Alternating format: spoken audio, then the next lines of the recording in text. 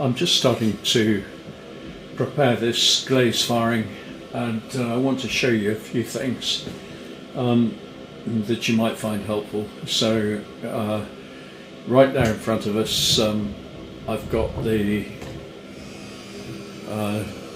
some of the ware that needs to be glazed is lined up. Now it was fired in the front loader, and I've taken it out more or less as it was fired. Those dishes at the back have been stacked up. The rest of it is as it was. That's going to help me a little bit when I come to reload it after I've glazed it, partly because when I've glazed it I won't be able to see what this tile is, because everything is just going to be white. So what have we got? We've got a wax resist pot simmering away at the back there, and that has a brush in it that is made out of a natural fibre so that the hot wax doesn't melt it. And I've got some soap dishes here that I've stamped, and when they're glazed they'll look like this. So here's one that's been glazed, and it has a stamp on the back of it, and it has 3 holes there that should be full of glaze, but notice how the bottom of the feet are not glazed. That's why they're lined up here, because I'm just going to wipe a little bit of wax resist on the bottom of all those feet. They're waiting to be done as well, and then I'm going to put those into the bottom of this front loading kiln here. Right, now this is a shelf that remains on the bottom of the kiln. It's actually very slightly thicker than the others. Looks like a ½ inch at least, could be 3/4 actually. It's quite a chunky shelf, that one. Now I've got here a castellated prop and a small ½ inch one on top of that. Now why did I put that in? Because I looked at these soap dishes here, and I figured that this one is the tallest of them. So if I put another one in there next to it, you can see that this one, which is this square one, which is a bit bigger, is also a bit taller. So I'm looking to make sure that my kiln prop is going to clear that. Now if I took that off and I put it on there like that, well, it's almost clear, but when that glaze melts at the top temperature, it's just too close to the shelf to be comfortable. So I'm going to make sure that I've got a little bit of room around it. It doesn't hurt. Like, all the corners, are they all going to be exactly the same? No, I don't think they are. See, I think that one would be hitting the shelf. If I put this one on top of it, the shelf's going to clear away easily there. So anyway, I think I've sort of covered that in a previous video, so I won't dwell on it. This one doesn't have, it's a little dish rather than a soap dish, so it doesn't have the drain holes in it. We have to be careful about these drain holes, because they're quite small, and it wouldn't be difficult to actually block them up and render them useless. So we have to have a little tool at hand so we can just clean those out when we've dipped it in the glaze. Now some of these tankards and jugs here, this is a tankard that a customer wants, and I've stamped the bottom of that, and we're going to wax resist the base of that one there. It gives a nice clean end sort of finish to the glaze on the outside of the pot, yeah, and that will you know, that makes it easier. It's one thing to dip it in there, but you know, you won't get you can't really see what you're doing from up above it, so I wax resist them. I find it easier. Okay, so I'm just gonna put this here while I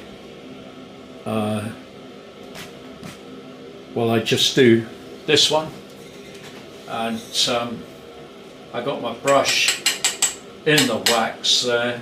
There's no smoke coming off that, so I'm just going to put a bit of wax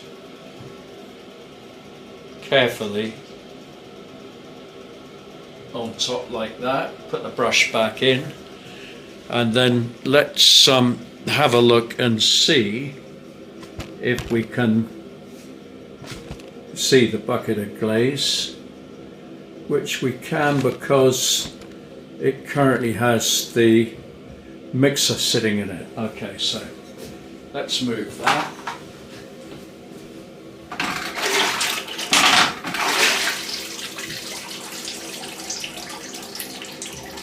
These are nice, these big industrial mixers, and they'll mix slips and glaze up for you very readily without aerating it too much, and you're still going to need a bit of a paddle like this just to make sure that everything's mixed up smoothly in the bucket. Next door to the bucket, I've got some water in this one, and in that water I just want to pop some glazing sponges, and I'll put 1, 2, 3, 4 of those in there. Doesn't matter obviously how many there are, but soak them up a little bit. You're going to need this to clean surplus glaze off. And we need a pair of tongs.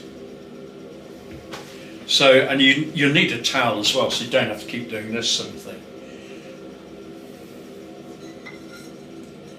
Now, these work better one way than they work the other, but the idea is just to grip the article like this and dunk it in the glaze, and I hope we've got about the right amount of water on it. I'm going to use the water bucket to put that in. So this is going in now. You see the pattern now.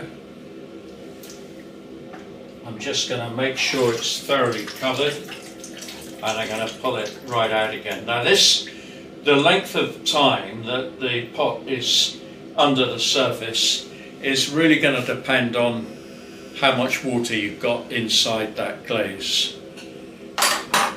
So here we are. We've got a couple of little marks which you can pretty much lose with your fingertips. If it's taken the glaze right off it, or it's chipped it or something like that, you just want a little soft brush, you can touch it up. Now, you want the sponge here, just to make sure that we've got no glaze whatsoever in any part of this pot that's going to touch either a kiln shelf or anything else. It shouldn't be touching anything else. Okay, so when we load up the glaze firing, we want to make sure that the pots are kept well apart from the one next to it, and that everything that's sitting on the kiln shelf is not glazed. So I hope you can see that there. Let me make sure that you can.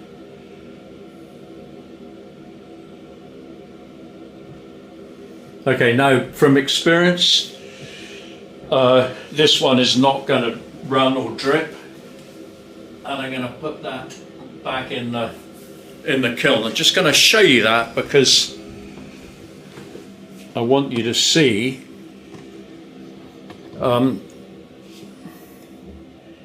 that I've put that in. I could put it here and put another one next to it. I'm not quite sure. I've got two props at the back. I'm going to put the third one in the front. Again, You know, this is left him over here.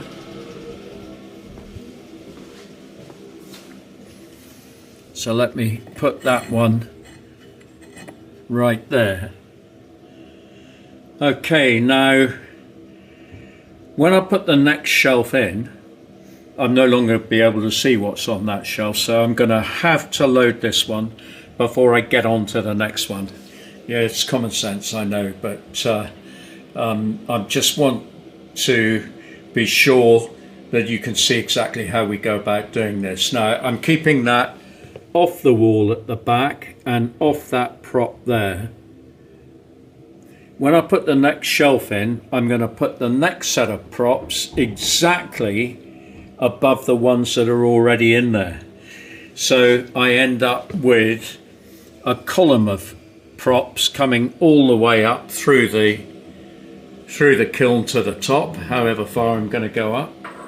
I usually leave the top shelf for bigger pots so that I can put things at different heights in there. But on these shelves down below, I want to pack it as economically as I can, so I'm putting similarly dimensioned pots in on that shelf, so you know, so I'm not wasting too much space. If I put that one in and then I put a load of plain tiles around it, then I'm really wasting quite a lot of volume on that shelf, and I don't really want to do that. The tiles themselves don't take up a lot of space, and I'll be putting those in there on these much smaller kiln props like this. Again, you know, I want to give them a little bit of room. I don't want to run any risk of anything sticking to the underside of a kiln shelf. The kiln shelves are expensive, and they're back washed on this side, and if I just lift one up, put it down here, you can see that it's back washed on that side, and if I turn it over, it's not back washed on this side. Neither does it have anything other than a bit of terracotta adhering to it. It's quite nice and clean. Now, the reason I don't backwash the underside of it is that this backwash can go a bit flaky and crinkly and start falling off. Now, that's fine if it's on the top, it's unlikely to do any harm, but if it's underneath, with a pot sitting underneath it and a bit falls off, going to wreck that pot. It's very refractory, and it's not going to disappear into the glaze or anything like that. It's just going to be a horrible white bit of backwash stuck in your pot, and you don't want that, and that's why I don't backwash the underside of the kiln shelves. And I don't backwash them every time, it's just not necessary. If you've got something stuck to the top of the shelf, like here's a tiny bit of glaze there. Now, it wouldn't be a bad idea, I might just mark that, and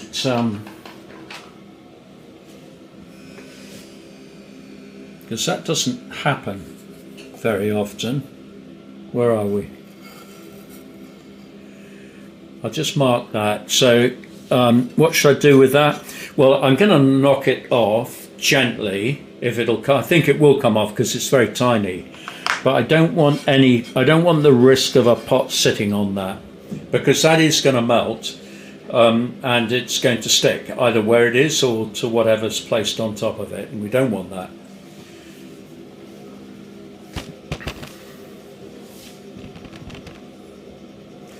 Okay, now the glaze is sitting in a 20-litre bucket, and it's glaze that we buy, and slake it, and then mix it with one of these, and then we sieve it, and I sieve it through phosphor bronze lawn in one of these, and that's 100 mesh, and I don't really have anything much under 80, to be honest. That's an 80, and I think that's an 80 as well. So this one looks pretty coarse here. I don't know that I ever use it actually, but they are graded according to whatever. That's a really coarse sieve, that one there, and